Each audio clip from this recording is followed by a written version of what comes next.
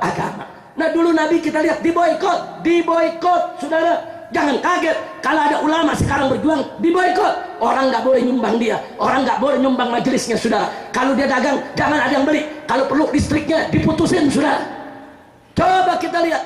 Jadi jangan kaget dengan tantangan-tantangan semacam itu.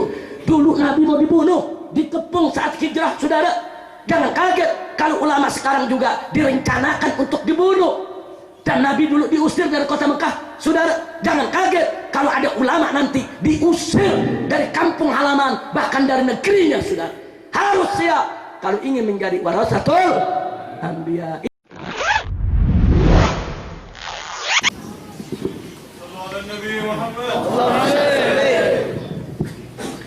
Assalamualaikum warahmatullahi wabarakatuh.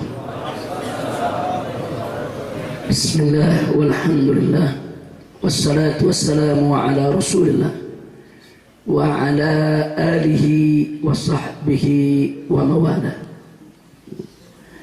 Fadilatul habaib asy-syurafa wal ulama'il fudala wa jami'il hadirin al-a'izza'il ahibba rahimakumullah. Usikum jami'a wa nafsi bittaqwallah wa bita'ati Rasulillah sallallahu alaihi wasallam. Nasallallahu subhanahu wa ta'ala an yahdiyana ila siratihil mustaqim wa yaj'alana minal muttaqin. Walhamdulillahi rabbil alamin. Kepada para habaib, para alim ulama, para kiai, para santri yang sama kita cintai dan semoga senantiasa dirahmati Allah subhanahu wa ta'ala, wabil khusus keluarga besar dari pendiri Pondok Pesantren Darut Ta'lim wa Da'wah almarhum wal maghfurulah Sayyidil Walid al-Mahbub Al-Habib Alwi bin Salim Al-Idrus, naqashahallahu birahmati wal maghfirah wa yanfa'ana bi barakatih wa anwarih wa asrarih wa nafahatih wa ulumi fid dini wa dunya wal akhirah.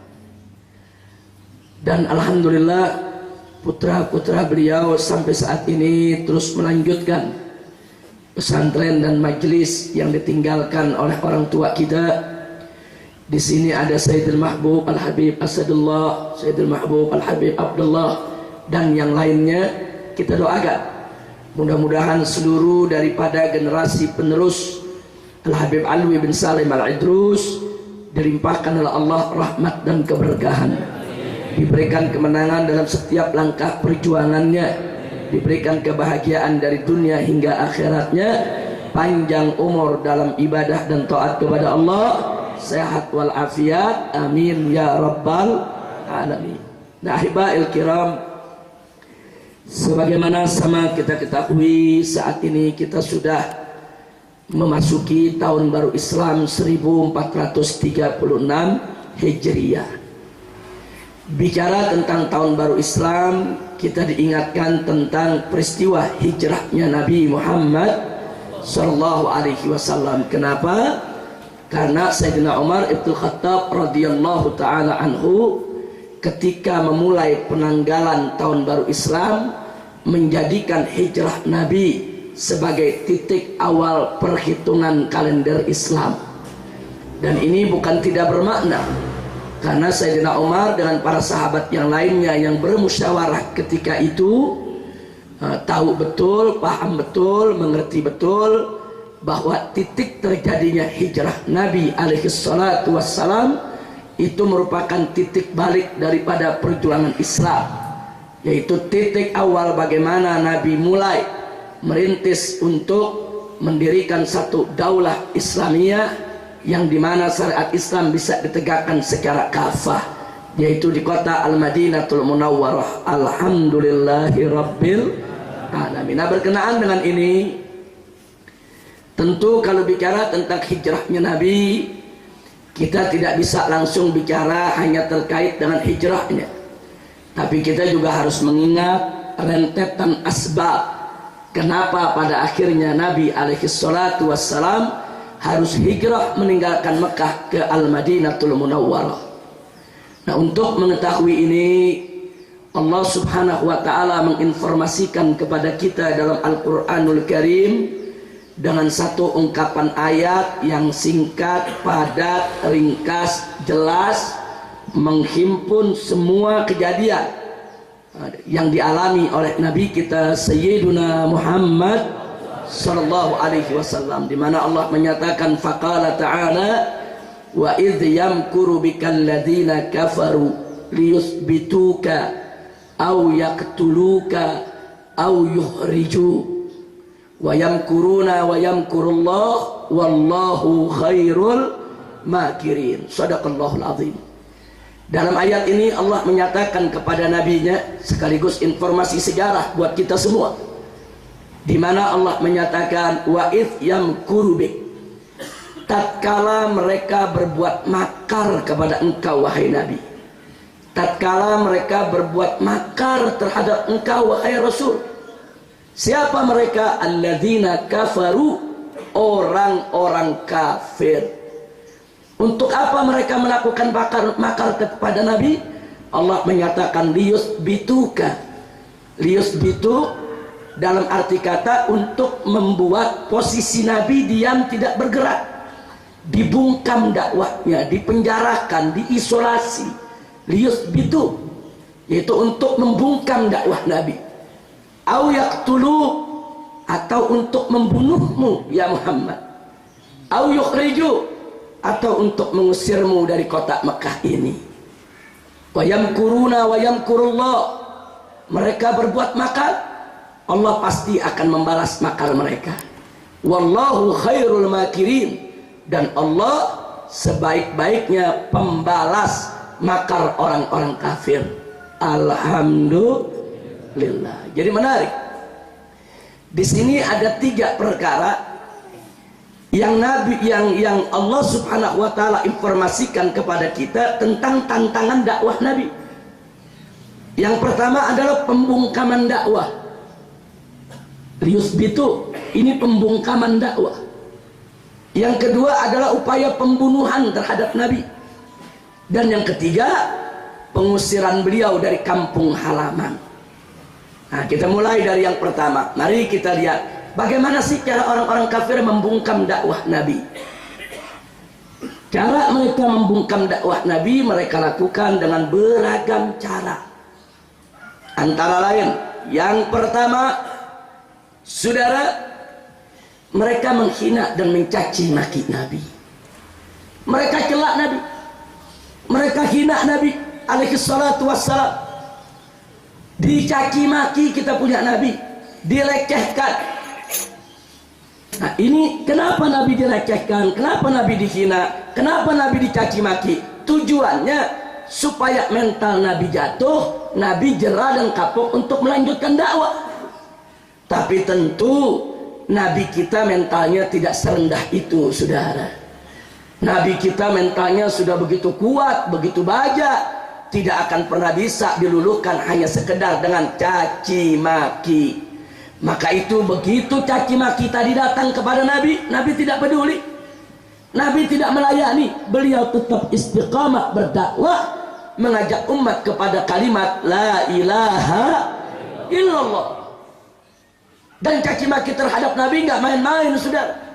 Sampai istrinya Abu Lahab itu setiap pagi mewajibkan dirinya untuk ngetok pintu rumah Nabi hanya untuk mencaci maki dan meludahi muka Nabi. Tiap pagi ketok pintu, mana Muhammad? Ketemu diludahi, dicaci maki tiap hari. Jadi luar biasa. Belum lagi caci maki dari paman yang bernama Abu Lahab, belum lagi dari semua orang-orang kafir Quraisy. Tapi Nabi tidak pernah mundur dari dakwahnya. Alhamdulillah. Yang kedua, begitu orang-orang kafir tadi melihat caci maki nggak cukup, tidak membuat Nabi jera, tidak membuat Nabi kapok, ditambah dengan cara berikutnya, saudara.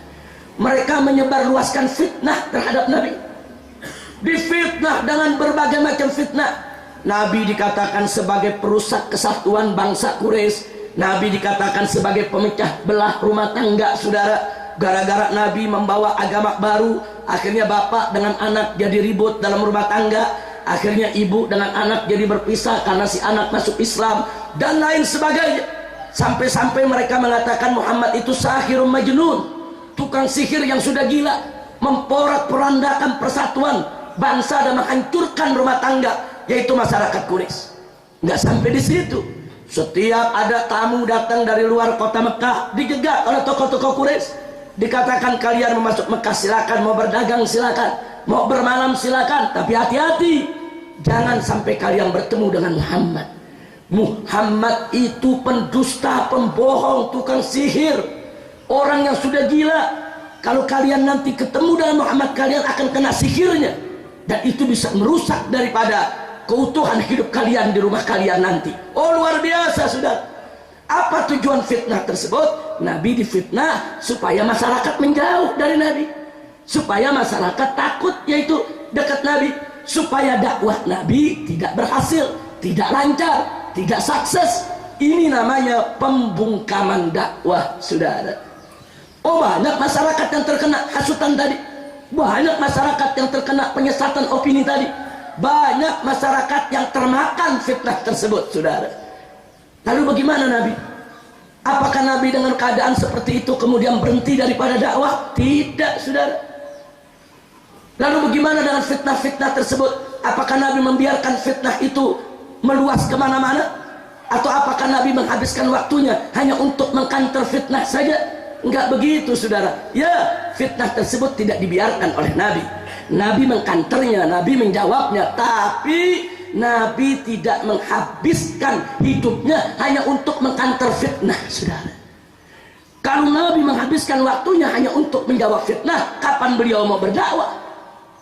Jadi beliau hadapi dengan mengkanter fitnah secukupnya, sisanya beliau habiskan untuk berdakwah. Jalan terus, tidak peduli dengan fitnah yang ada, saudara.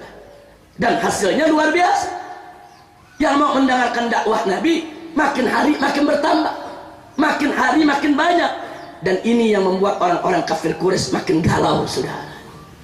Begitu cara kedua tadi juga gagal, tidak berhasil. Mereka membungkam dakwah Nabi. Mereka pakai cara yang ketiga, saudara. Cara yang ketiga sebetulnya mereka ingin ganggu fisik Nabi.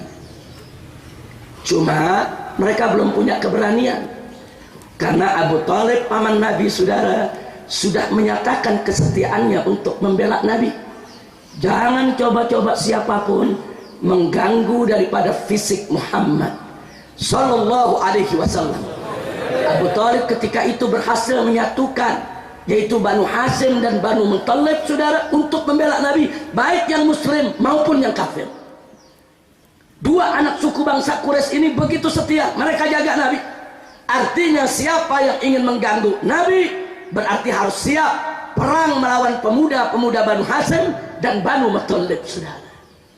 Nah itu karenanya mereka nggak berani untuk ganggu Nabi secara fisik, tapi mereka lakukan dengan cara lain. Mereka ancam Nabi, mereka teror, mereka takut-takuti, saudara, supaya Nabi ini ngeper, takut, down mentalnya, tidak melanjutkan dakwah. Lagi-lagi teror terhadap Nabi tidak berhasil, karena Nabi punya mental baja, saudara. Enggak kendor dakwah Nabi hanya karena ancam, teror dan intimidasi. Begitu gagal cara ketiga ini, mereka pakai cara yang keempat. Ini mereka tahu Muhammad ini cinta kepada para sahabatnya, Muhammad ini cinta kepada para pengikutnya. Lah kan pengikut Muhammad tidak semua punya qabilah yang kuat. Pengikut Muhammad ini kan banyak dari kalangan lemah. Kalau begitu kita siksa mereka. Disiksa pengikut Nabi, saudara, yang diseret, yang dianiaya. Bagaimana Ammar ibn Yasir radhiyallahu ta'ala anhu diseret oleh orang-orang kafir bersama kedua orang tuanya, dipaksa untuk murtad, dipaksa untuk keluar dari Islam. Yang kalau mereka tidak mau keluar dari Islam, dianiaya.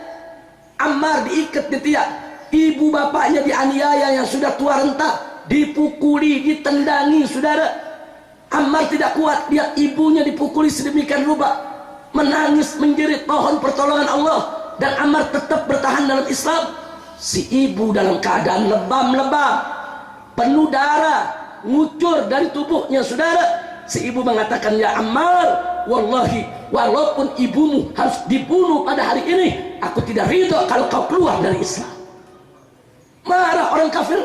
Lihat si ibu mengatakan begitu, dibanting si ibu, saudara, depan Ammar. Setelah itu tahu apa yang terjadi, saudara? Abu Jahal dengan biadabnya mengambil sebuah tombak. Ibunya Ammar yang bernama Sumayyah ditusuk oleh Abu Jahal, maaf, dari depan kemaluan tembus ke belakang, saudara. Mati sampai Ammar ibn Yasir pingsan dibuatnya, saudara. Selanjutnya ayahnya Ammar dibunuh juga. Kenapa mereka lakukan itu, saudara? Karena mereka tahu Nabi cinta kepada umatnya, cinta kepada para sahabatnya. Mereka mau hancurkan jiwa Nabi, mereka mau hancurkan perasaan Nabi, mereka mau permainkan cinta Nabi supaya Nabi menderita, supaya Nabi, saudara, secara psikologis terganggu dan Nabi tidak lagi berani untuk melanjutkan dakwah. Bukan itu saja, saudara. Bagaimana sahabat-sahabat yang lain, saudara, seperti Khabbab umpamanya disetrika kepalanya. Bagaimana ada perempuan yang disiksa hingga buta matanya, saudara. Dianiaya. Bilal diseret ke tengah padang pasir, saudara. Dia telanjangi badannya, saudara. Dijemur, dicambuki, saudara. Enggak sampai di situ, ditindih dengan batu karang yang besar, dipaksa untuk keluar dari Islam. Bilal tetap mengatakan ahad, ahad.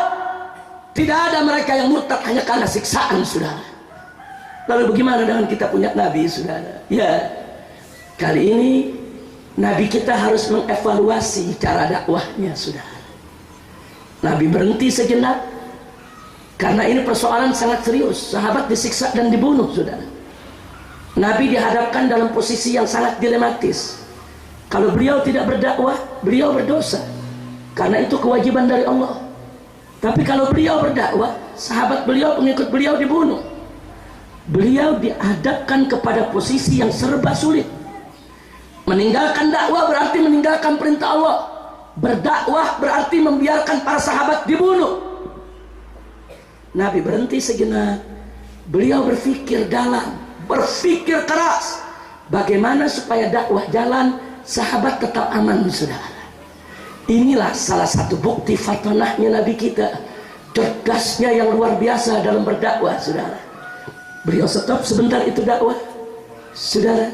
Kemudian beliau cari informasi di mana tempat yang bisa aman buat para sahabatnya yang lemah ini untuk menjaga iman dan akidahnya.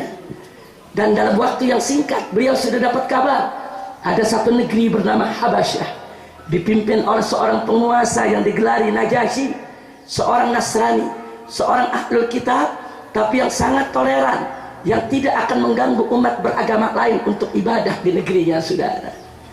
Dan Nabi mendapatkan berita bukan sembarang berita, bukan sekadar isu, tapi betul-betul Nabi tatabut, Nabi betul-betul ta'aqqud, saudara. Kalau ini berita bisa dipertanggungjawabkan. Setelah berita itu matang, Nabi umumkan secara diam-diam kepada para sahabatnya, saudara. Sembunyi-sembunyi supaya orang kafir tidak tahu, jangan sampai bocor, saudara. Alhamdulillah, saudara, akhirnya ketika itu dipimpin oleh sepupu Nabi yang bernama Ja'far bin Abi Thalib dan Utsman ibn Affan, saudara, puluhan umat Islam diam-diam meninggalkan kota Mekah menuju daripada Habasyah. Begitu orang kafir Quraisy tahu ada puluhan orang Islam pengikut Nabi berangkat ke negeri Habasyah, bukan mereka diam, mereka kejar, saudara. Mereka kejar. Begitu sampai di negeri sana, saudara, mereka datang ketemu Najasyi. Ini pembantu-pembantunya Najasyi, menteri-menterinya Najasyi, dikasih hadiah oleh orang kafir Quraisy. Untuk apa? Untuk membujuk Najasyi agar orang-orang Islam tersebut dikembalikan ke kota Mekah, saudara. Dia bayar kepada para menterinya sampai bisa ketemu dengan Najasyi. Begitu digelar pertemuan dengan Najasyi, saudara, Abu Sufyan memimpin daripada delegasi orang-orang kafir Quraisy, sementara kaum muslimin dipimpin oleh Ja'far bin Abi Thalib. Nah, ketika itu, saudara, dihasut Najasyi. Salah satu hasutan Abu Sufyan apa? Hei Najasyi, kau tanya ini kepada orang-orang yang punya agama baru, dia hina agama kamu. Maksudnya dia hina itu agama Nasrani. Coba kamu tanya apa pandangannya soal Isa. Karena Abu Sufyan tahu umat Nasrani ini sangat memuliakan Nabi Isa. Kemudian Najasyi bertanya ke Ja'far, apa betul kalian punya pernyataan yang kalian dapat dari Muhammad tentang Isa? Coba bacakan kepadaku. Ja'far bin Abi Thalib, saudara, orang cerdas, orang pandai, hafal Al-Quran. Beliau keluarkan satu persatu ayat-ayat Al-Quran yang bicara tentang Isa alaihissalam, yang membuat Najasyi, saudara, terkejut, kaget, terkagum-kagum, sampai akhirnya Najasyi berdiri di hadapan Ja'far. Sebetulnya beda kalian dengan kami hanya segaris. Subhanallah, saudara, akhirnya Najasyi mempersilahkan umat Islam hidup, yaitu di Habasyah. Habasyah itu kalau sekarang disebut negeri Ethiopia, saudara. Dulu disebut Habasyah. Ethiopia yang ada di benua Afrika. Diberi kebebasan, umat Islam silakan ibadah, silakan menjalankan keyakinannya, dilindungi, diberikan suaka politik oleh Najasyi. Dan akhirnya, saudara, Najasyi pun masuk Islam. Alhamdulillahirabbil alamin. Walaupun pada akhirnya belakangan beliau masuk Islam, tapi saya ingin cerita sebelum beliau masuk Islam, saudara, betapa beliau memberikan, yaitu satu toleransi, suaka, perlindungan kepada muhajirin, yaitu orang-orang yang berhijrah dari Mekah untuk menyelamatkan Islam dan akidah. Setelah Nabi dengar kabar bahwa Najasyi memberikan suaka politik, perlindungan, Nabi melanjutkan lagi dakwahnya di Mekah, saudara. Anda bisa lihat taktik Nabi, saudara. Bagaimana dakwah jalan, pengikut aman. Bagaimana dakwah jalan, pengikut ini tidak dipermainkan oleh orang-orang kafir, saudara. Inilah yang dilakukan oleh Nabi kita Sayyiduna Muhammad sallallahu alaihi wasallam. Gagal lagi orang kafir untuk membungkam dakwah Nabi, gagal. Nah, lalu apa yang mereka lakukan kali ini, saudara? Setelah berulang kali mereka pakai macam-macam cara gagal, sampai dibunuh pengikut Nabi juga gagal, saudara.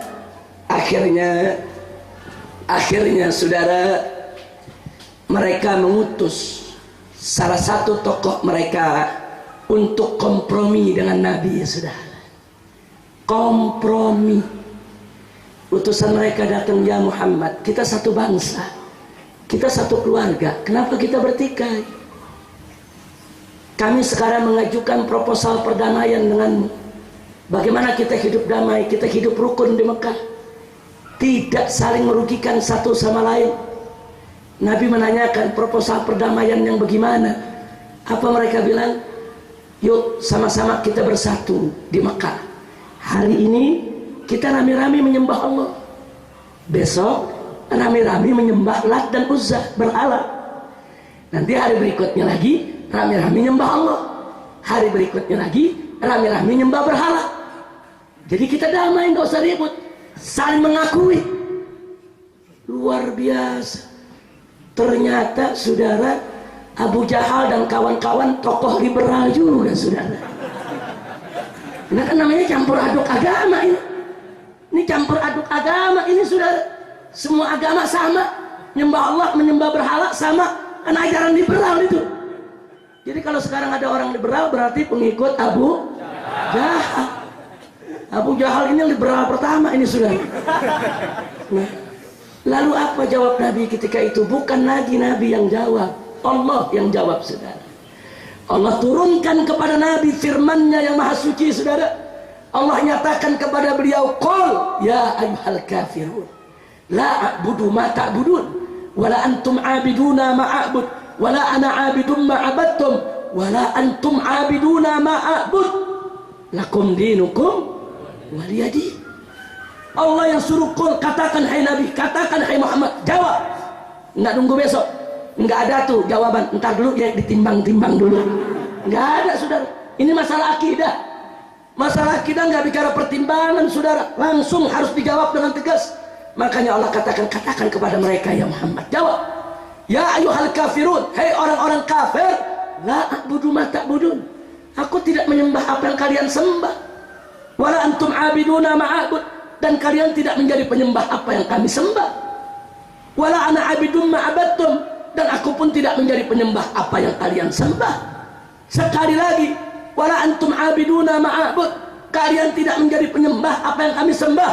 Lakum dinukum, bagi kalian agama kalian, waliyadin, dan bagiku adalah agamaku. Saya mau tanya, itu jawabannya tegas tidak ya? Tegas, nggak abu-abu saudara. Enggak, jawabannya tegas. Manggilnya juga nggak pakai hei orang-orang non Islam, enggak, langsung hei orang-orang kafir. Tegas saudara. Kalau sekarang kita ngomong begitu dikatakan oh kasar, radikal. Insya Allah ditolak. Artinya campur aduk agama dalam Islam harga mati yang ditolak. Tidak boleh ada campur agama saudara, haram. Ya, kita wajib menghormati umat beragama lain. Ya, kita tidak boleh mencaci maki mereka, kita tidak boleh mengganggu ibadah mereka. Ya, tapi bukan berarti kita kebablasan mengikuti daripada ritual mereka saudara. Betul Allah menyatakan dalam Al-Quranul Karim, faqala ta'ala wala tasubbul ladzina yad'una min dunillah fayasubbullaha adwan bighairi ilmin. Jangan sekali-kali kau mencaci maki orang-orang yang menyembah selain Allah. Jangan kau caci maki agamanya, caci maki sesembahannya, caci maki ajarannya, enggak boleh. Kenapa? Sebab kalau itu kalian lakukan, kata Allah, fayasubullah, nanti mereka mencaci maki Allah adwan bighairi ilmin, kelewat batas, penuh kebencian, permusuhan tanpa ilmu pengetahuan.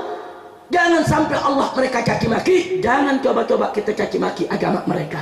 Subhanallah. Tapi bukan berarti kita kebablasan ikut ritual mereka. Ngaku Islam, Idul Fitri, Lebaran, Natal ikut Natalan. Apa ceritanya saudara? Ngaku Islam, Idul Fitri nih, oh berhari raya, Idul Adha berhari raya saudara. Begitu Valentine anak-anak muda pada ikut-ikutan. Innalillahi wa inna ilaihi raji'un. Mau ngapain kita ikut hari raya orang sampai kayak kekurangan hari raya gitu? Innalillahi wa inna ilaihi raji'un. Akhirnya orang kafir gagal lagi saudara, membungkam dakwah Nabi. Nah kali ini saudara, begitu mereka sudah gagal membungkam dakwah Nabi dengan hal yang sedemikian rupa, kali ini mereka ingin sogok Nabi. Oh, Nabi nggak bisa diajak kompromi campur aduk agama. Coba kita tawarkan sogokan buat Nabi. Datang lagi mereka saudara ke Nabi. Apa mereka bilang? Ya Muhammad, apa sih yang kau mau dengan kau punya dakwah? Apa yang kau mau? Kalau kau mau jadi raja, kami nobatkan kau sebagai raja Arab, rajanya bangsa Quraisy. Kami siap melayanimu dan membelamu. Kalau kau ingin wanita cantik, kami akan kumpulkan wanita-wanita tercantik di tengah bangsa Quraisy, akan kami berikan kepada engkau. Kalau kau menginginkan harta benda, kami berikan separuh dari harta benda seluruh bangsa Quraisy untukmu ya Muhammad. Tapi tinggalkan kau punya kerjaan ini. Jangan kau sebarkan agama barumu ini. Tetap kita bersatu dalam agama nenek moyang kita. Luar biasa saudara. Ini yang mereka tawarkan, dan tetap ditolak oleh Nabi saudara. Begitu ditolak oleh Nabi, mereka marah. Mereka datang ke Abu Talib. Apa mereka bilang? Ya Abu Talib, kesabaran kami sudah habis. Kami sudah tawarkan aneka ragam tawaran kepada Muhammad, Muhammad tidak mau. Kalau Muhammad masih tetap berkeras seperti ini, ya Abu Talib, maka sudah kesabaran kami sudah habis. Kami akan kumpulkan pemuda-pemuda dari seluruh bangsa Quraisy, kami akan bunuh Muhammad. Dan kalau kau coba-coba mencegah kami dengan Bani Hasyim atau Bani Muttalib, maka kami akan perangi kalian secara bersama-sama. Diancam. Abu Talib diam saudara. Akhirnya begitu mereka pulang saudara, ternyata pada saat mereka menyampaikan itu semua, Nabi ada di dalam rumah Abu Talib. Nabi disembunyikan oleh Abu Talib saudara. Nah begitu akhirnya mereka pulang, Abu Talib mengatakan kepada Nabi sambil menangis, ya Muhammad, kau sudah dengar apa mereka katakan? Kali ini aku lihat mereka tidak main-main. Begitu Nabi melihat Abu Talib menangis saudara, Nabi ikut menangis. Bukan menangis karena takut, tapi karena terharu dengan cinta Abu Talib. terharu dengan kasih sayang Abu Thalib, sampai Abu Thalib sedih untuk menjaga daripada Nabi. Begitu Abu Thalib melihat Nabi menangis, saudara, Abu Thalib memastikan, ya Muhammad, kau jangan bersedih, aku tidak akan meninggalkanmu, tidak. Apapun putusanmu aku akan bela. Tapi apa yang aku harus katakan kepada mereka? Apa jawab Nabi? Nabi katakan ke Abu Thalib, ya ammi, ya Abu Thalib, qul li Quraish, law wada'at asy-syamsa fi yamini wal qamara fi yasari ala an atruqa hadzal amr, wallahi ma taraktu. Sampaikan kepada mereka, wahai pamanku Abu Thalib, jangankan mereka tawarkan tahta, harta, wanita, andai kata mereka meletakkan matahari di sebelah kananku, bulan di sebelah kiriku, agar aku meninggalkan daripada yaitu kewajiban dakwah ini, wallahi, demi Allah, mata waktu tidak akan pernah aku tinggalkan. Imma aku berhasil atau aku mati dalam dakwah ini. Subhanallah. Jadi ucapan Nabi ini, saudara, ada dua dimensi. Pertama, jangankan tawaran harta, tahta, wanita, tawaran matahari, bulan, dan seisi dunia buat Nabi, Nabi tidak tinggalkan dakwah. Itu dimensi pertama. Dimensi kedua, jangankan ancaman tadi, diancam mau dibunuh sama orang-orang Quraisy, saudara, mau dikepung, mau dikerubuti. Andaikan matahari, bulan ditibanin kepada Nabi, yang beratnya luar biasa, saudara. Ya kalau orang ketiban bulan matahari pasti mati, saudara. Nabi nggak peduli seberat apapun tantangannya. Artinya dimensinya ada dua. Semanis apapun tawarannya, sehebat dan seberat apapun ancaman dan tantangannya, tetap Nabi tidak akan meninggalkan dakwah. Subhanallah. Batal lagi, gagal lagi mereka punya upaya membungkam dakwah Nabi. Hari ini apa yang mereka lakukan? Mereka kumpul di Ka'bah, saudara. Mereka kumpul bersama-sama. Mereka tunjukkan kemarahan mereka, saudara. Mereka kumpulkan pemuda-pemuda Quraisy dengan pedang terhunus. Mereka datangi yaitu Abu Thalib untuk mereka bunuh kita punya Nabi, saudara. Tapi ketika berita itu tersebar, seluruh pemuda Bani Muttalib dan Bani Hashim menghunus pedang, rame-rame datang ke syabahnya Abu Thalib, saudara. Rame-rame mengepung rumah Abu Thalib. Mereka siap perang, mereka siap mati. Berhadap-hadapan dua kubu pemuda, yang satu membunuh Nabi, yang satu membela Nabi, sudah. Akhirnya orang-orang kafir tadi mundur. Begitu melihat kesigapan Bani Hashim, kesigapan Bani Muttalib dalam membela Nabi, dan Abu Thalib instruksikan mereka, ada yang masuk bunuh, ada yang masuk habisi, tidak boleh ada yang menyentuh Muhammad. Subhanallah. Akhirnya mereka mundur, tapi mereka marah, mereka kecewa. Kemana mereka mundur? Mereka kumpul di sekitar Ka'bah, mereka buat petisi. Mulai hari ini seluruh bangsa Quraisy tidak boleh ada yang berhubungan dengan Muhammad dan para pembelanya, baik yang belanya itu muslim maupun yang belanya itu kafir dari kalangan Bani Hashim dan Bani Muttalib. Jangan ada yang berdagang dengan mereka, jangan ada yang beli dagangan mereka, dan kalau mereka belanja kepada Quraisy tidak boleh dilayani. Jangan tengoki mereka, jangan tegur mereka, jangan bantu mereka, dan jangan ada yang menerima lamaran mereka atau mereka yang melamar Quraisy yang lainnya. Tolak semua lamaran, putuskan semua hubungan, dan mereka tidak boleh keluar dari kota Mekah. Mereka harus dikepung, diawasi.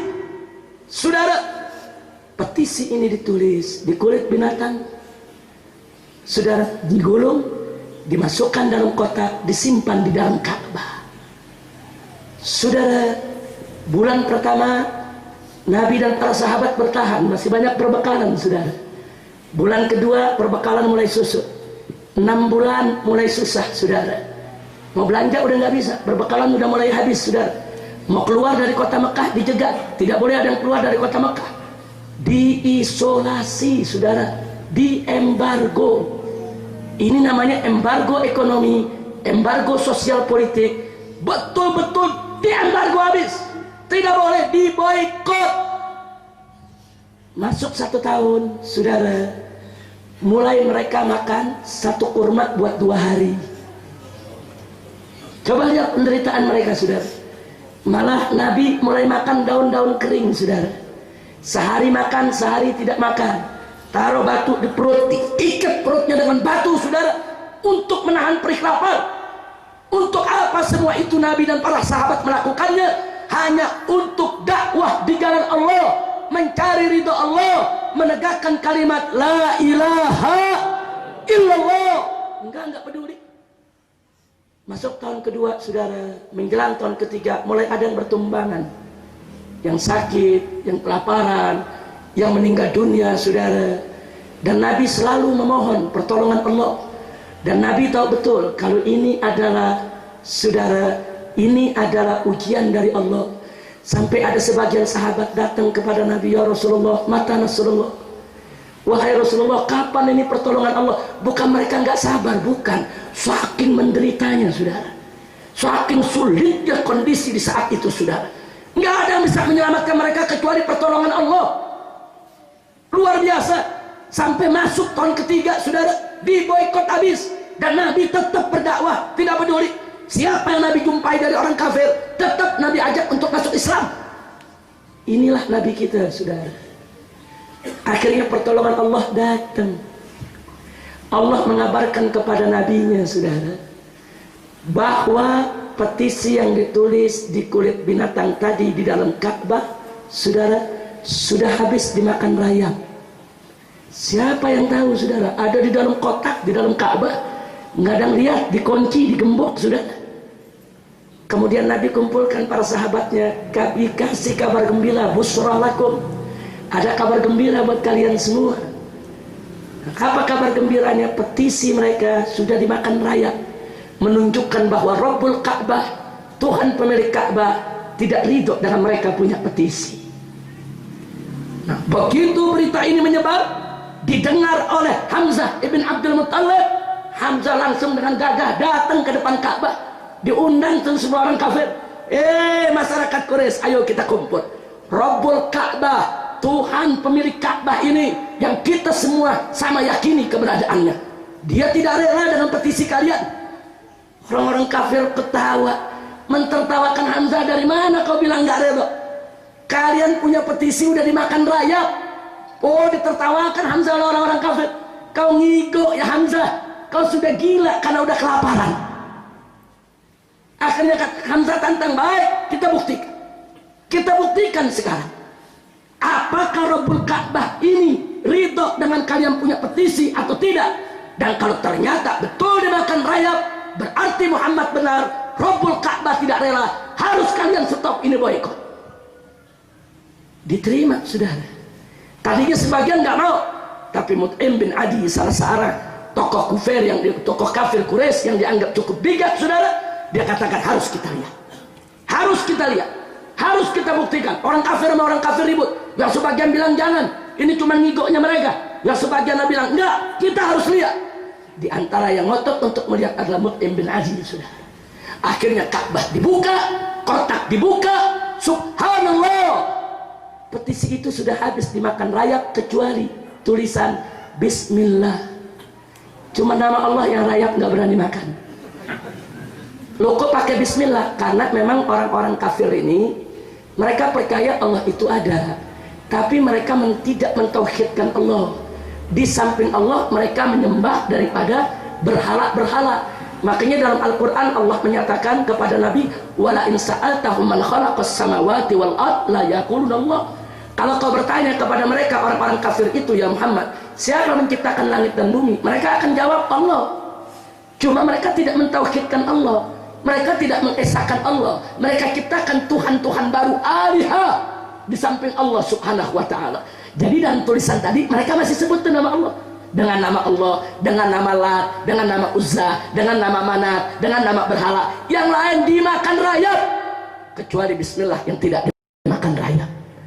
Subhanallah, rayap tahu mana Tuhan yang benar, mana Tuhan yang nggak benar. Rayap tahu, saudara. Kan kelewatan kalau manusia nggak tahu dikasih akal oleh Allah. Nah, mudah-mudahan kita semua selalu dikuatkan iman oleh Allah subhanahu wa ta'ala. Begitu dilihat sedemikian rupa, sebagian tokoh Quraisy mengatakan boikot tetap harus berlanjut, tapi Mut'im bin Adi mengatakan tidak bisa. Ini bukti Rabbul Ka'bah yang sama kita yakini keberadaannya tidak rela dengan petisi kita. Stop, tidak boleh kita lakukan dan tidak boleh lagi kita lanjutkan ini. Stop. Akhirnya mereka tidak boikot lagi, saudara. Mulailah Nabi dengan mereka berbelanja lagi, bergaul lagi, berhubungan lagi, dan Nabi terus berdakwah lagi. Alhamdulillah. Tapi mereka orang kafir Quraisy gak puas.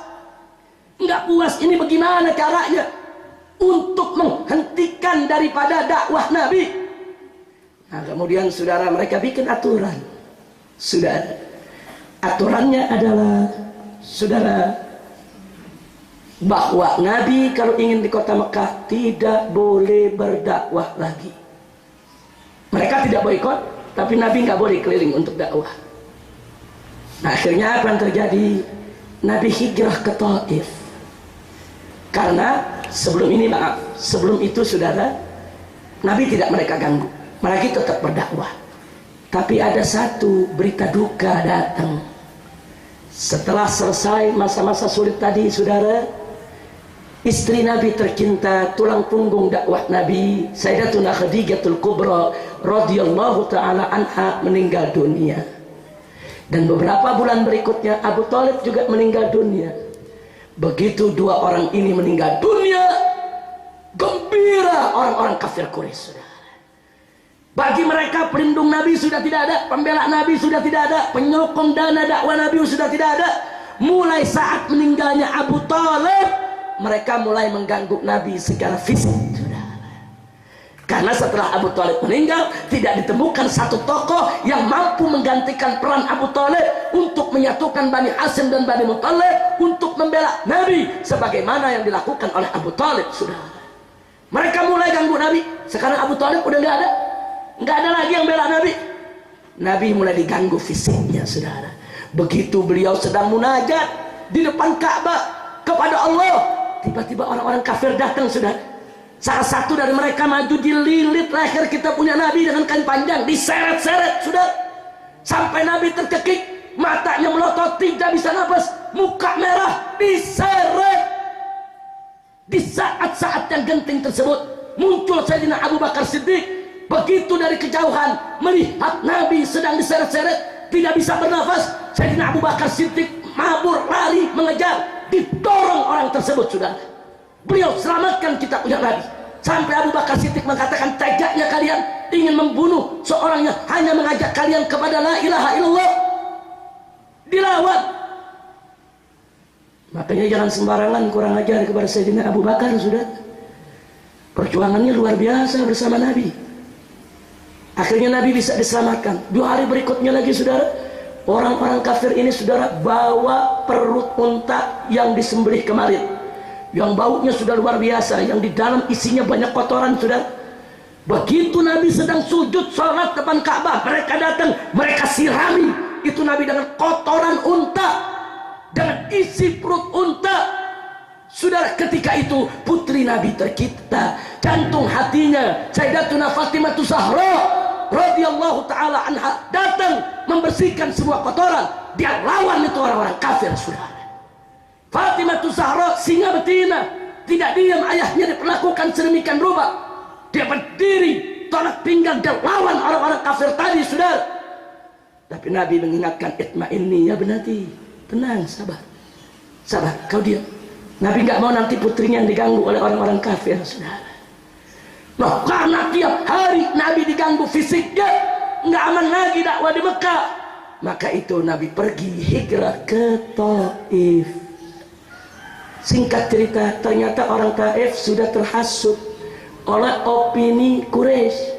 Orang-orang Quraisy sudah bikin cerita macam-macam. Awas, Muhammad itu penghancur rumah tangga, Muhammad itu tukang sihir, Muhammad itu bikin urusan rumah tangga berantakan, penghancur kesatuan. Orang-orang Taif percaya, saudara. Begitu Nabi masuk ke sana, mereka usir. Yang tua, yang muda, lelaki, perempuan, semua turun ke jalan mengusir Nabi, menimpuki Nabi dengan besi, dengan kayu, dengan batu, saudara. Sampai sekujur tubuh Nabi berlumuran darah, pakaiannya yang serba putih berubah jadi merah. Diusir sampai beliau pingsan, saudara. Diusir. Jangankan kita yang mendengarnya, Malaikat yang mulia yang mengetahui hal tersebut marah, minta izin kepada Allah untuk membela Nabi. Itu malaikat datang kepada Nabi, minta diperintah untuk menghancurkan Taif. Tapi Nabi tidak mengharapkan itu. Nabi hanya mengatakan, lah, jangan. Bal arju an takhruja min aslabihim man yu'minu billahi wa rasulih. Bahkan aku tetap berharap kepada Allah agar nanti dari anak turunannya, generasi penerusnya, ada orang-orang yang beriman kepada Allah dan Rasulnya. Makanya sampai detik ini tidak ada satu pendidik Taif pun yang kafir, saudara, nggak ada. Berkat doa Nabi kita Muhammad sallallahu alaihi wasallam. Begitu Nabi diusir, saudara, tinggal putra angkatnya Zaid ibn Harithah kebingungan yang mendampingi Nabi. Ya Rasulullah, kita mau pergi kemana sekarang? Dari Mekah kita udah diusir, masuk Taif nggak diterima. Nah kalau Taif aja tetangga nggak nerima, bagaimana yang jauh-jauh? Kita nggak tahu keadaan mereka. Kata Nabi, tenang ya Zaid, Allah pasti akan beri jalan keluar. Nggak berapa lama kemudian kata Nabi, ya Zaid, kau datangi Mut'im bin Adi. Mut'im bin Adi itu tokoh kafir Quraisy yang sangat dihormati oleh masyarakat kafir Quraisy. Kau sampaikan kepada dia bahwa Muhammad minta suaka al-luju untuk boleh masuk ke Mekah lagi. Saudara, akhirnya Zaid ini mengatakan, ya Rasulullah, dia kafir, dia selama ini nggak bela kita.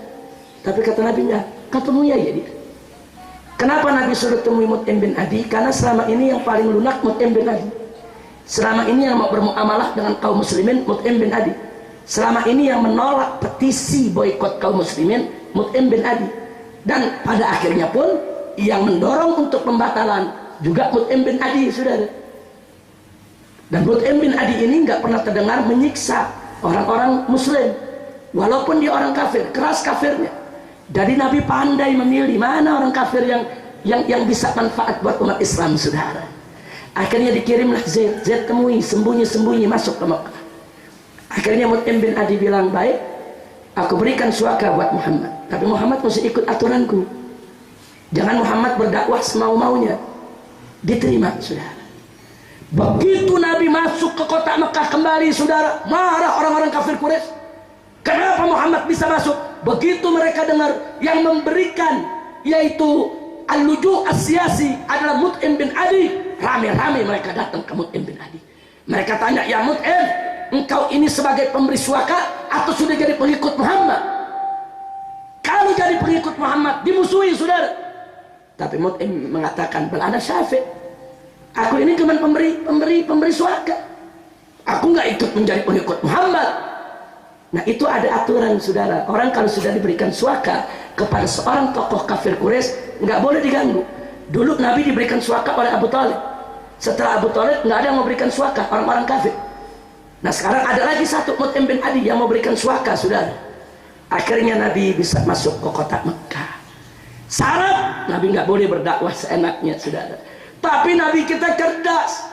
Ya, Nabi tidak berdakwah keluar, yang di dalam tetap didakwahkan, saudara. Yang di dalam tetap dikuatkan akidahnya.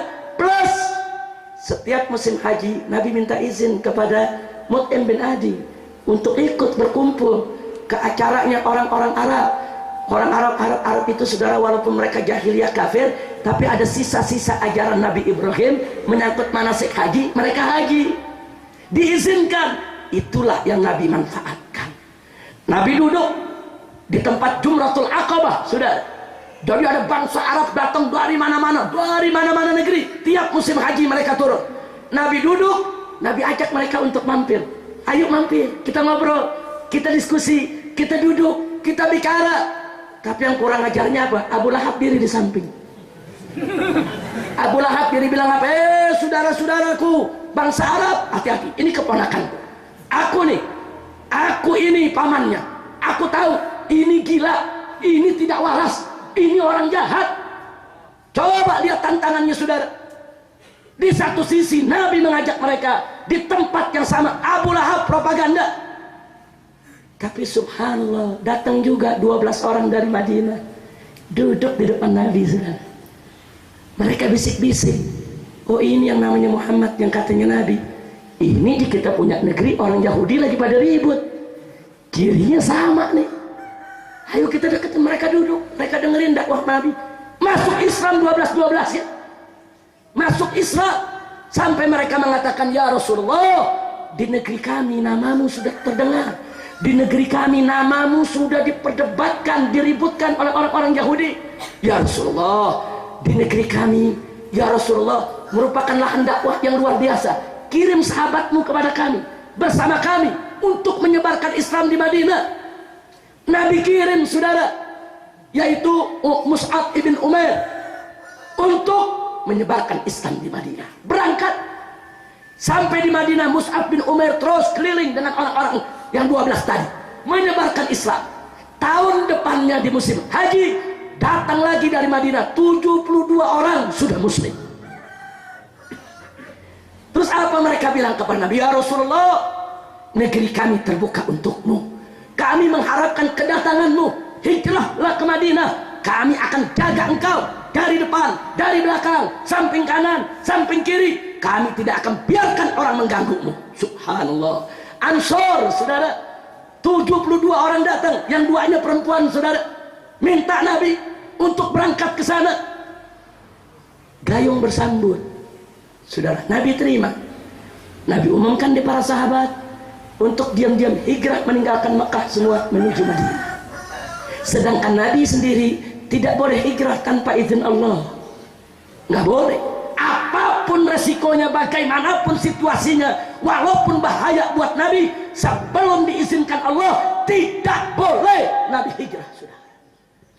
Semua sahabatnya Nabi suruh hijrah, kecuali beberapa sahabat yang memang Nabi tahan, seperti Sayyidina Abu Bakar Siddiq untuk mendampingi Nabi, seperti Ali ibn Abi Thalib untuk menjaga keluarga Nabi. Saudara, luar biasa. Akhirnya saudara, sahabat-sahabat hampir semua hijrah ke Madinah.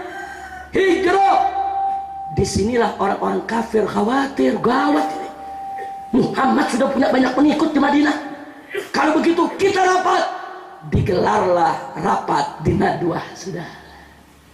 Digelar rapat, semua orang kafir Quraisy diundang. Dalam riwayat diceritakan, Nabi yang kasih tahu kita, ketika itu ada iblis berwujud manusia, berpakaian seperti orang-orang Najd saudara. Tahu orang Najd? Orang Najd itu saudara, orang yang berasal dari ibu kota Arab Saudi sekarang ini, Riyadh dan sekitarnya. Jadi penampilannya ya kurang lebih kayak Wahabi lah. Betul, dia pakai gutroh saudara, jenggotnya panjang, pakai tungkak, syekh orang tua, seperti syekh di Najd saudara. Datang ikut rapat bersama orang kafir Quraisy. Mereka nggak tahu itu iblis, tapi Nabi yang menyampaikan kepada kita kalau itu iblis saudara. Apa dalam rapat? Ada mengatakan dalam rapat, kami usul Muhammad harus kita penjara, nggak boleh dikeluarkan sampai mati, supaya Muhammad ini tidak bisa lagi menyebarkan agamanya. Saudara, iblis nyeletuk. Iblis kata iblis, jangan, kalau kalian penjara, besok yang di Madinah makin banyak mereka datang dengan senjata, mereka akan bebaskan Muhammad dan kalian dihabisi, mereka balas dendam. Akhirnya sebagian lagi bilang, ya sudah kalau begitu kita usir aja Muhammad dari kota Mekah, terserah dia mau kemana. Iblis nyeletuk lagi, oh jangan, itu lebih bahaya lagi. Kalau Muhammad dilepas, dia berangkat ke Madinah, dia makin kumpulkan kekuatan. Apa kalian lupa selama ini kalian bunuh sahabatnya, kalian rampas harta bendanya, besok Muhammad datang, Muhammad akan balas dendam kepada kalian. Abu Jahal nunjuk. Kata Abu Jahal, kalau begitu aku usulkan kita bunuh saja Muhammad. Iblis ngetuk, ini baru pendapat. Iblis dia yang ngetuk nih, ini baru pendapat bagus, emang mesti dibunuh. Tapi bagaimana cara bunuhnya? Setiap anak suku bangsa Quraisy harus terlibat, mengirim seorang pemuda dengan pedang terhunus ikut membunuh Nabi, sehingga kalau Bani Hasyim menuntut utang darah, seluruh anak suku Quraisy ikut bertanggung jawab dalam pembunuhan. Dengan demikian Bani Hasyim tidak bisa menuntut kita semua. Setuju saudara? Luar biasa, makanya kalau rapat hati-hati, iblis suka nyusup tuh. Iya, kadang-kadang pakaiannya kayak paling alim dia, saudara. Nggak tahunya iblis, saudara. Akhirnya berangkat, singkat cerita, Nabi dikepung, saudara. Di malam itulah Nabi mendapat izin dari Allah untuk hijrah ke Madinah. Jadi Allah sudah tahu nih, ini malam bakal dikepung nih. Dari pagi Allah udah izinin untuk Nabi punya persiapan. Nabi hubungkan Sayyidina Abu Bakar, Nabi kasih tahu Sayyidina Ali ibn Abi Thalib, saudara. Masing-masing diberikan tugas oleh Nabi alaihi salatu wassalam. Akhirnya saya tidak mau lanjutkan ceritanya, Anda semua tahu, saudara, bagaimana begitu Nabi sudah terkepung. Nabi buka pintu rumah beliau, beliau membaca beberapa ayat di awal surat Yasin. Itu semua yang ngepung Nabi, saudara, terkena ngantuk yang dahsyat sehingga tidur. Nah, cuman kadang-kadang disalahgunain sekarang, maling pakai surat Yasin juga. Katanya supaya penjaga dan yang punya rumah pules, kan kurang ajar itu. Masya Allah, ini untuk menunjukkan apa, saudara? Nabi kita keluar dari Mekah bukan lewat gorong-gorong, bukan sembunyi-sembunyi, bukan lewat atas atap, tidak, tapi lewat di depan mata mereka. Dan dengan kekuasaan Allah, mereka tidak mampu untuk membendung Nabi. Bahkan, saudara, sebelum jalan Nabi masih sempat ngambil pasir. Tiap tidur tiap orang ditaruh pasir kepalanya. Orang bertanya, maksudnya apa? Maksudnya Nabi mau ngasih pesen, nih gue jalan lewat mata lu nih, bukan umpat-umpat. Itu menunjukkan kecerdasan Nabi. Nabi hinakan mereka. Kau pikir kau bisa menjegalku? Kau pikir kau bisa menghadangku? Allah yang berkuasa. Wa yamkuruna wa yamkurullah wallahu khairul makirin. Alhamdulillah. Ini kalau diterusin 2 jam lagi nih, kalau diterusin bisa 2 jam lagi. Saya pikir cukup sampai di sini, lanjutannya di kedatangan yang akan datang, insya Allah. Nah, tapi apa hikmah yang saya mau ambil? Sebagaimana tadi disampaikan oleh Habib Asadullah, di mana dulu orang tua kita yang membangun tempat ini, saudara, itu termasuk deretan ulama-ulama, deresan habaib yang mengatakan yang hak itu hak, yang batil itu batil, lau matalaim. Karena beliau melanjutkan daripada cara berjuang datuknya, yaitu Sayyiduna Muhammad sallallahu alaihi wasallam. Beliau nggak peduli mau difitnah, mau dicaci maki, mau diejek, mau diancam, mau dibunuh, nggak peduli.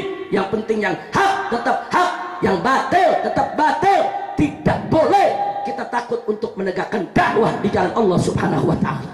Nah, mudah-mudahan keberanian semacam itu menular, yaitu kepada seluruh santri-santrinya, generasi penerusnya, li'isil Islam wal muslimin, amin ya rabbal alamin. Nah, kesimpulan yang saya ingin ambil, Nabi dulu berjuang dicaci maki. Saya tanya, habaib dan ulama yang saat ini berjuang istiqamah, di dalam perjuangannya ada yang dicaci maki? Ada, nggak usah kaget. Al ulama warasatul, dia ulama itu pewaris Nabi, mesti ngewarisi ilmu Nabi, ngewarisi akhlak Nabi, ngewarisi resiko dakwah Nabi. Nabi dulu dicaci maki, ya ulama mesti siap dong dicaci maki. Nabi dulu difitnah, ya ulama mesti siap dong untuk difitnah. Nabi dulu, saudara, diteror, diintimidasi, ulama mesti siap dengan teror dan intimidasi. Dulu Nabi kuat, nggak mempan diteror, akhirnya pengikutnya diteror. Ulama sekarang pun jangan kaget kalau mereka kuat, nggak mempan diteror, bisa santrinya yang diteror dan dianiaya, saudara. Jangan kaget. Dulu, saudara, Nabi dulu dibujuk oleh orang-orang kafir untuk campur aduk agama. Sekarang pun begitu juga. Ulama-ulama dibujuk untuk campur agama. Ulama disuruh ikutlah ke gereja. Ulama disuruh ikutlah Natalan, saudara. Jadi ulama mesti siap menghadapi yang begitu. Dulu Nabi menolak campur aduk agama. Ulama juga wajib untuk menolak campur aduk agama. Nah, dulu Nabi kita lihat diboikot, saudara. Jangan kaget kalau ada ulama sekarang berjuang diboikot. Orang nggak boleh nyumbang dia, orang nggak boleh nyumbang majelisnya, saudara. Kalau dia dagang, jangan ada yang beli. Kalau perlu listriknya diputusin, saudara. Coba kita lihat. Jadi jangan kaget dengan tantangan-tantangan semacam itu. Dulu Nabi mau dibunuh, dikepung saat hijrah, saudara. Jangan kaget kalau ulama sekarang juga direncanakan untuk dibunuh. Dan Nabi dulu diusir dari kota Mekah, saudara. Jangan kaget kalau ada ulama nanti diusir dari kampung halaman, bahkan dari negerinya, saudara. Harus siap kalau ingin menjadi warasatul anbiya. Itu saja yang saya mau sampaikan pada hari ini, dan saya minta maaf karena saya langsung harus ke Darut Tauhid sekarang ini, sebab nanti ba'da zuhur saya juga harus langsung ke Sidoarjo, yaitu ada dialog dengan para kiai, para tokoh masyarakat, yaitu tentang wawasan kebangsaan dalam pandangan Islam. Jadi dari saya cukup sekian. Saya mohon maaf atas segala kekurangan, kekhilafan dan kesalahannya. Akhirnya pesan saya yang terakhir, yuk mari kita cintai Nabi, yuk mari sama-sama kita ikuti daripada ajaran Nabi. Dan yang paling akhir saya ingatkan, jaga baik-baik akidah Ahlus Sunnah wal Jamaah. Siap jaga akidah Ahlus Sunnah wal Jamaah? Siap jaga akidah Ahlus Sunnah wal Jamaah? Jadi jangan terpengaruh dengan ajaran Wahabi, ajaran Syiah, ajaran-ajaran yang ada di luar Ahlus Sunnah. Saudara, jangan ada terpengaruh. Yuk kita perkuat akidah kita di Ahlus Sunnah wal Jamaah agar kita mengikuti jalan yang lurus sebagaimana jalan yang pernah ditetapkan oleh Nabi Muhammad Sallallahu Alaihi Wasallam. Sekian, terima kasih atas segala perhatian. Mohon maaf atas segala kekurangan. Hadani Allah wa iyyakum ila siratikal mustaqim. Wassalamualaikum warahmatullahi wabarakatuh.